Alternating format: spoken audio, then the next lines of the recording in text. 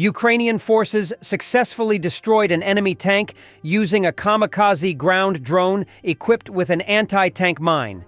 This operation was carried out by the Svoboda Battalion of the National Guard's Rubizh Brigade.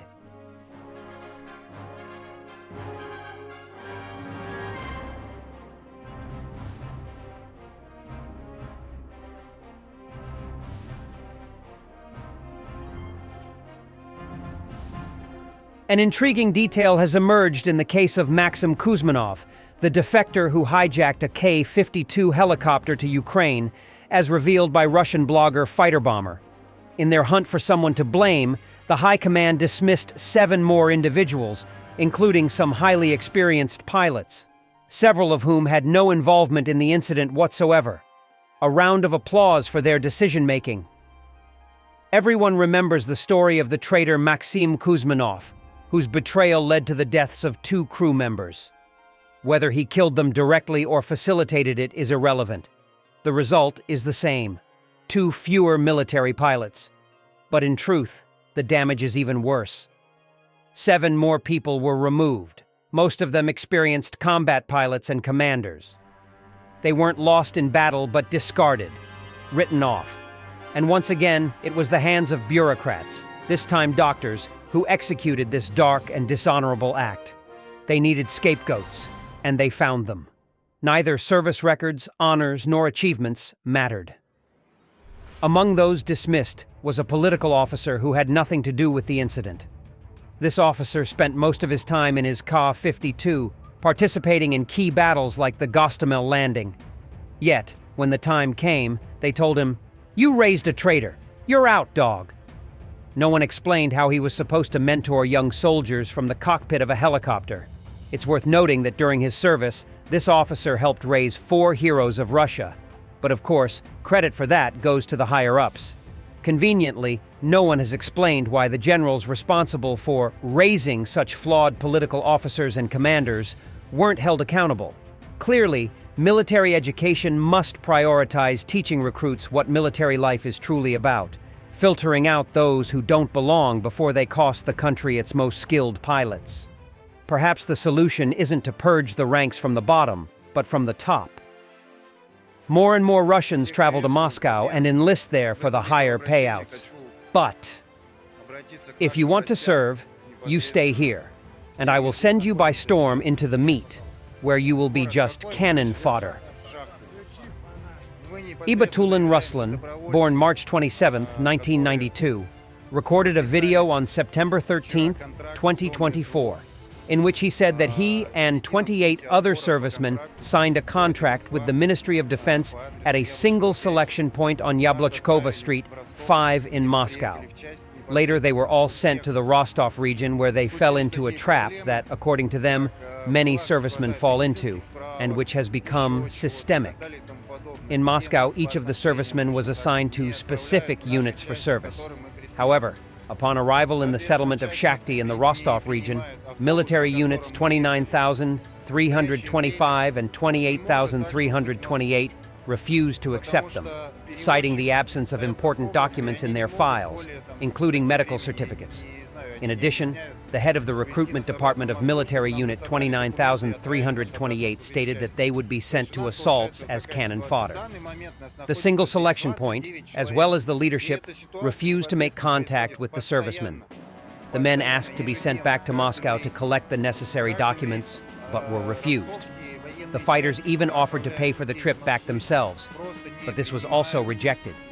In addition, none of them were provided with water or food. No one in management picks up the phone. No one wants to resolve this issue. Any kind of influence, dialogue, talking to management, everything is nipped in the bud. According to military personnel, this is a systemic problem. Every new flight of arriving military personnel is faced with refusal and the threat of being sent on meat assaults. They say we are not a transit point. We will send you where we want, like meat. Хочу донести это до властей, чтобы такого не повторялось. In the Vinnytsia region, farmers found a Russian K-101 cruise missile in a field near a village. The fragments of the deadly weapon, including a missile warhead and cluster submunitions, were scattered over an area of 1 hectare. Farming in Ukraine is also a very dangerous profession these days. Маємо ми корпус збитої ракети Х-101. Ось такі жнива.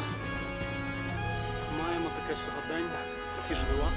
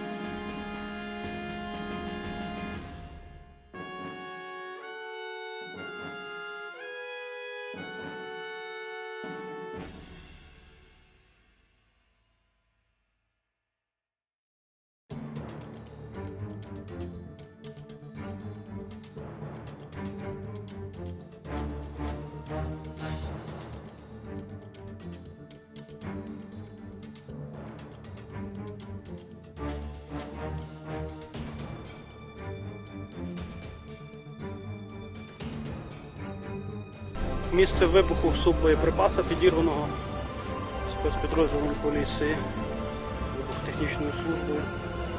Все здетонувало. Russian Tu-160 Blackjack nuclear strategic bombers simulate launching ballistic nuclear missiles at critical targets of the USA.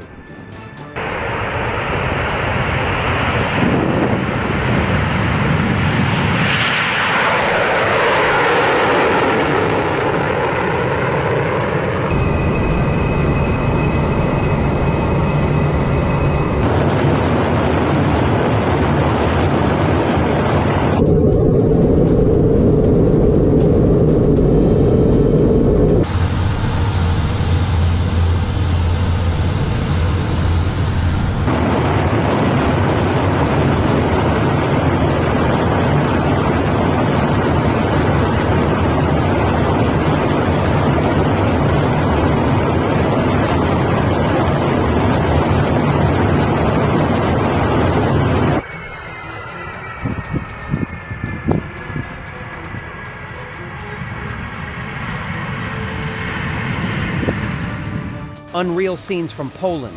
Floods hits hard several parts of Central Europe.